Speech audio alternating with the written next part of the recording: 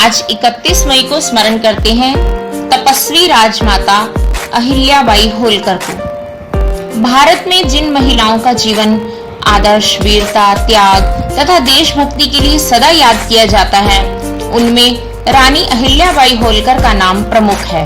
उनका जन्म 31 मई 1725 को महाराष्ट्र के अहमदनगर के छोंदी गांव में एक साधारण कृषक परिवार में हुआ था।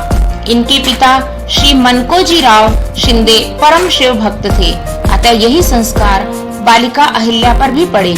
एक बार इंदौर के राजा महलराव होलकर ने वहां से जाते हुए मंदिर में हो रही आरती का मधुर स्वर सुना।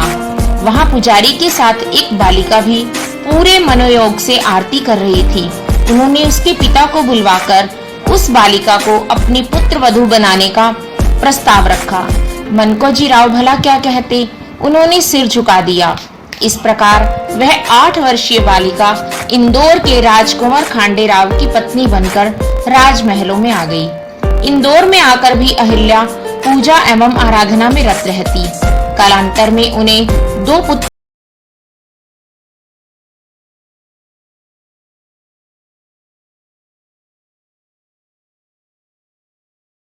1754 में उनके पति खांडेराव एक युद्ध में मारे गए।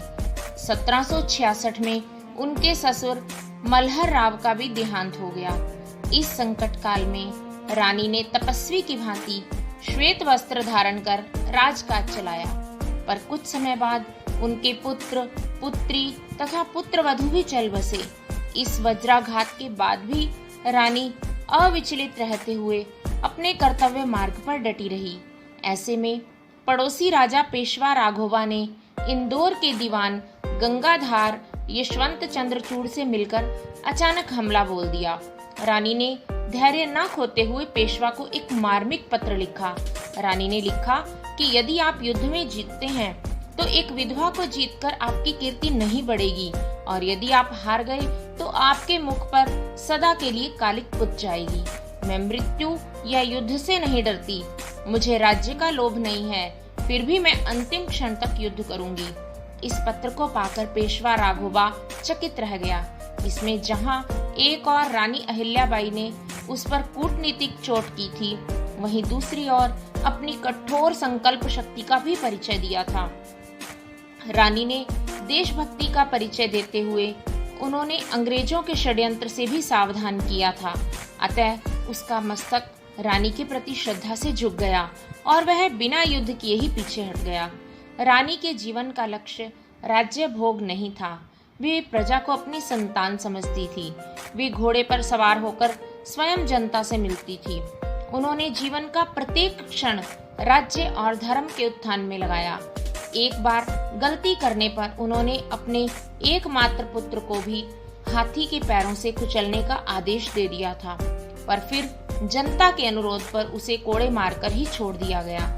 धर्म प्रेमी होने के कारण रानी ने अपने राज्य के साथ साथ देश के अन्य तीर्थों में भी मंदिर, कुएं, बावड़ी, धर्मशालाएं आदि बनवाई। काशी विश्वनाथ मंदिर, जिसका हाल ही में मोदी जी द्वारा पुनरुद्धार हुआ है, 1780 में रानी अहिल्याबाई होलकर द्वारा ही बनवाया गया था।